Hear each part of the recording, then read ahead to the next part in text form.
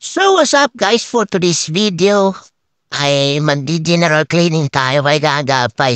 Lilinisin natin ang kanyang panggilid. Magsi-CBT tayo ngayon for today's video. Dahil ngayong araw ay birthday ko at syempre birthday rin ni Gagapay. Dahil itong motor na to regalo sa akin nung birthday ko last 2 years ni Hiwa Vlogs.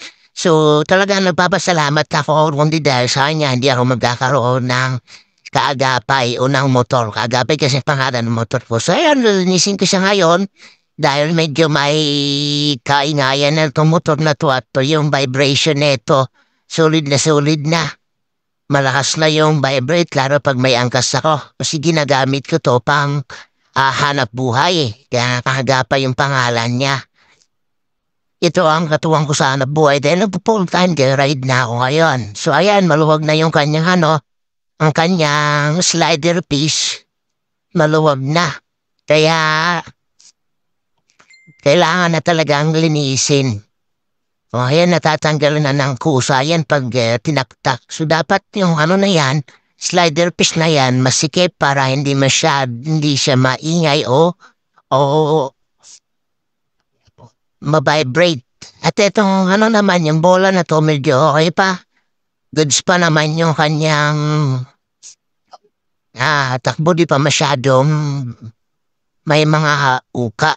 Kaya ginamit ko uli yan.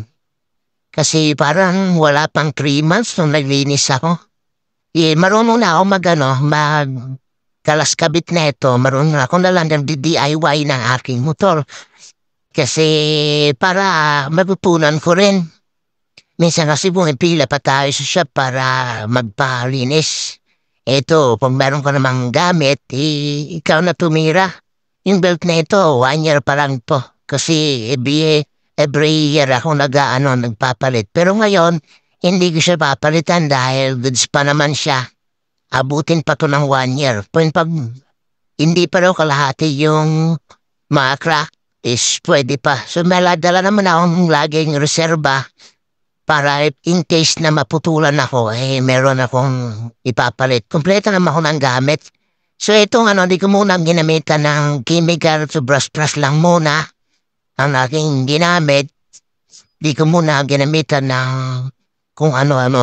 Ayan, goods pa naman lahat. At medyo gumanda na naman yung kanyang takbo. Wala na namang kalampag yan sa loob dahil nalinis na naman. So hanggang dito na lang. Thanks for watching. Bye-bye!